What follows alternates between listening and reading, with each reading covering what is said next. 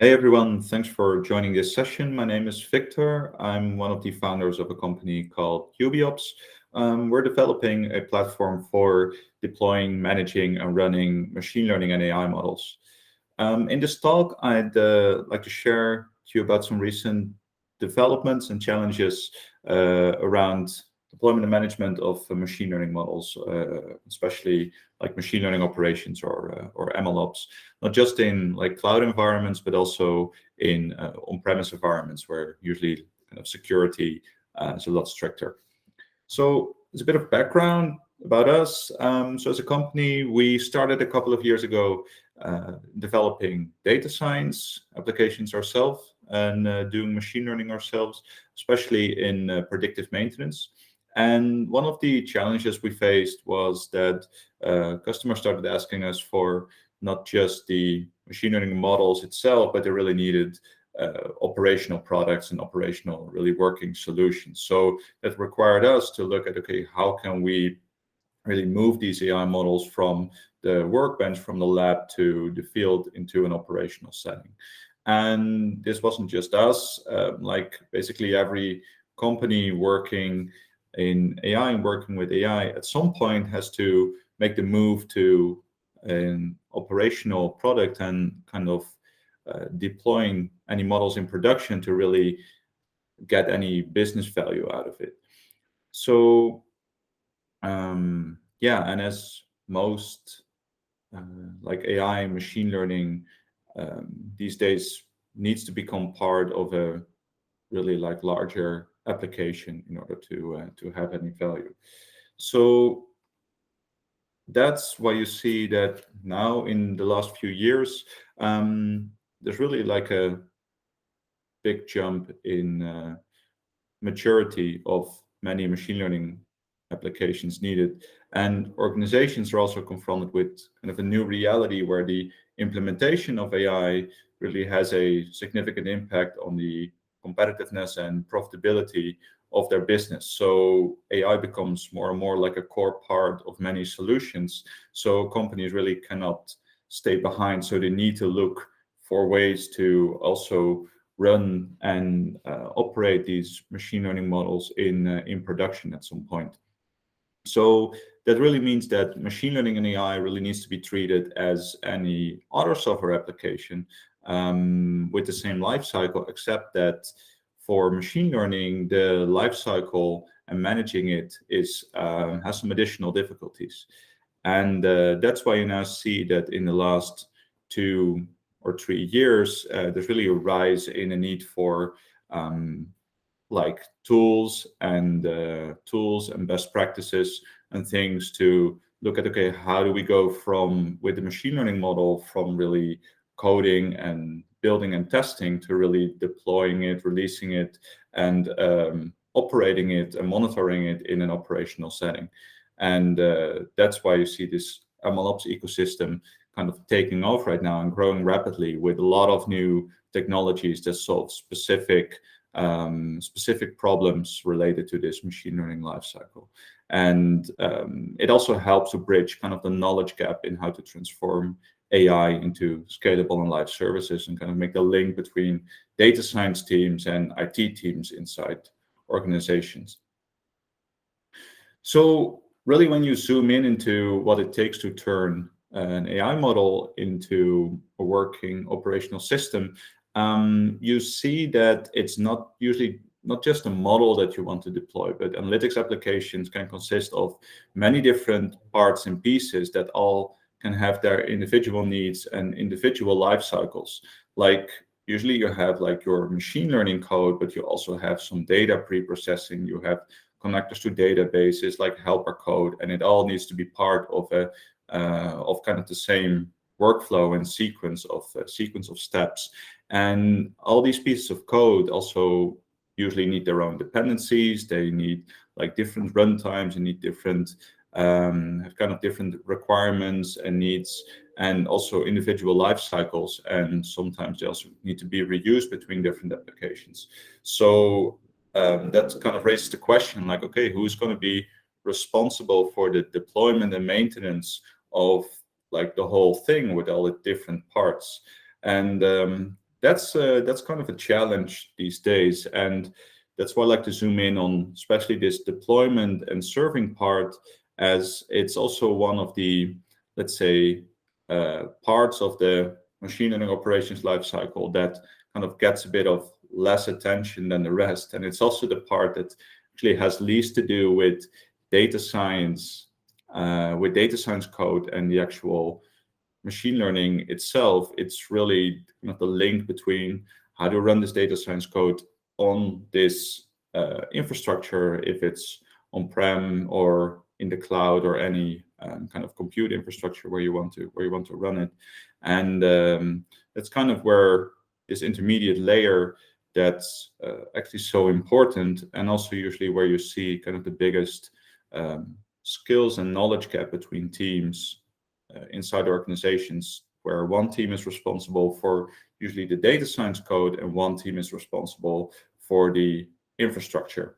And there in the middle needs to be more like the model operations and the tools technologies to really deploy and serve these models in production and in production grade applications. So what makes this difficult for most teams? So of course, many data science teams can do like the data science and the experimentation, but not many companies have the capabilities to really set up and manage the software and IT side of things. And usually you see that this complexity now gets offloaded to really usually the data science teams, and they're expected to master this. And that's of course not really fair, I would say, as it's really a different skill set, and it involves a radically different technology stack as well. Suddenly you need to think about like containers, Kubernetes, networking, API management and everything. And then there's an additional challenge that currently in this field, there's a huge explosion of different tools and frameworks to manage all of this. And that's a challenge for many companies and teams out there that want to make next steps with data science and machine learning. And kind of on one hand, you have this more like experimental kind of part of the life cycle where data science team focuses on, and there's this software RT part of the life cycle that's really focused on really managing production applications and rolling them out and seeing how they monitoring how they work in practice. And the connection between these two, that's really where kind of MLOps kind of helps with. So usually when you start looking at deploying machine learning models, you see that there's a difference between kind of running a model and running a model. Kind of it's I would say there's, of course, you can kind of add Flask to Docker with a machine learning model in it, and you can make something operational. But really the challenge is in, as some call it, like this long tail bucket of different things that you need to care about that basically do not relate to the machine learning model itself, but to all like the different things around it you need to put in place in order to maintain it and let it work in production and make it scale. And that goes from kind of managing the data flows and APIs to kind of securing and controlling the entire thing, managing the runtimes, managing the compute infrastructure, orchestrating the workflow and the different parts and pieces. That's all kind of the things that come around it that usually most teams don't really realize that they will encounter at some point. And but it's like really, of course, really important to make sure that this all works in practice. So let's zoom in on some like best practices and things to take care of around this like long tail challenges for MLOps and model management. So first of all, let's look at model management. So if you have like a machine learning application with different blocks and things in it, you first want to kind of manage all these things in kind of a central repository and in a central location inside your organization.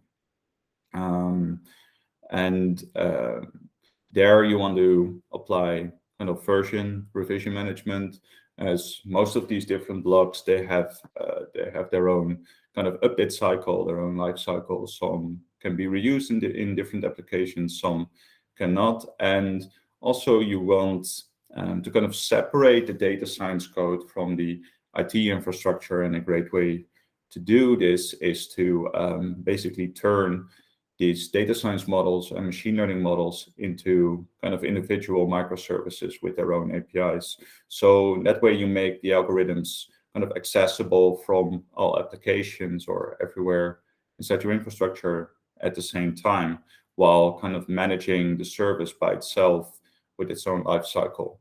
And on top of that, you want to add some like logging, monitoring, and governance of all these things to make sure that once they run in production, that they also keep running, and to manage how they're doing.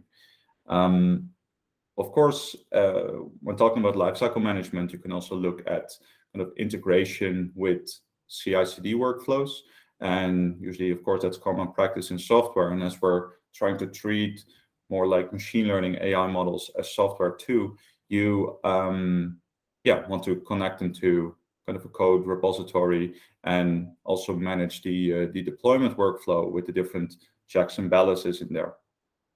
And on top of that, related to model management, you can also look at kind of workflow management for applications that need kind of a sequence of steps. As I mentioned earlier, usually it's not just a single model that needs to be put into production, but there's also some pre and post-processing code for data. There are like database connectors, there are different helper code, and there needs to be some type of workflow, let's say data pipeline management in place to kind of guide the data through these different steps in the right way, and to also make sure that kind of the whole workflow gets completed. So then, secondly, when looking at management and deployment, there's challenge around serving scalability, reliability. Like in the end, most production applications, companies really care about reliability, availability, and speed of the application. So that means that usually just like a single Docker with your model in it is not going to cut it, because it's just not kind of reliable, robust enough in practice in order to serve behind kind of a live system. So that requires kind of setting up more something like Kubernetes, like microservice and microservice management, to ensure that everything and all the pieces of code are kind of packaged in their own runtime, that they have the right dependencies, but also that they can scale as soon as the load on the application kind of goes up. And in like kind of managing these different dependencies, what you see with data science and machine learning is that it's very important to kind of maintain flexibility for data scientists to kind of configure the runtimes and manage dependencies. As you see that usually there are a lot of different dependencies that are needed to run a bit of machine learning code, as kind of this field is still rapidly developing, and there are just a lot of different tools and frameworks out there to develop code and to help you build it, and especially for AI and machine learning. And as like different pieces of an application usually require different things, then it's very important that at least like the infrastructure you use to run and scale and serve these models, that they also can handle handle flexible runtimes, and that data scientists can kind of configure this and manage the dependencies themselves without really interfering with the whole IT stuff behind it. So it's kind of a separation of concerns there that need to establish. Then third which is a bit more important in like on-premise environments and cloud environments, but especially making optimal use of the available kind of compute capacity. And of course, when using a framework like Kubernetes, you can very granularly kind of assign compute capacity to certain containers with machine learning models in it. And this can really help in maximally using all the capacity available in a certain server or in a set of servers. So like smaller pieces of a workflow and smaller pieces of an application, you can assign kind of less compute and less capacity than, let's say, the main machine learning model that might even require kind of specific hardware like GPUs to kind of accelerate how they work. So and it's like serving a scalability challenge, especially assigning the right compute, managing the right compute, assigning it to the right models and containers is really important.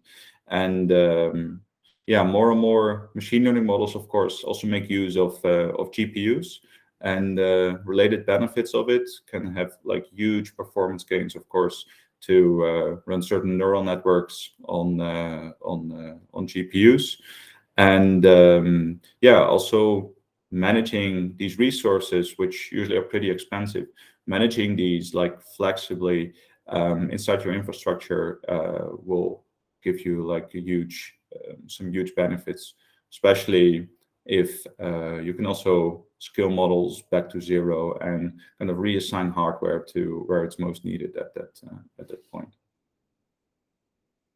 Then let's look a bit further into kind of challenges in kind of more secure on-premise environments. We see a huge increase in the need for MLOps solutions in especially offline and private and secure cloud environments or on-premise environments, where you mostly see that there is a need for kind of a more strict trade-off between kind of flexibility versus security.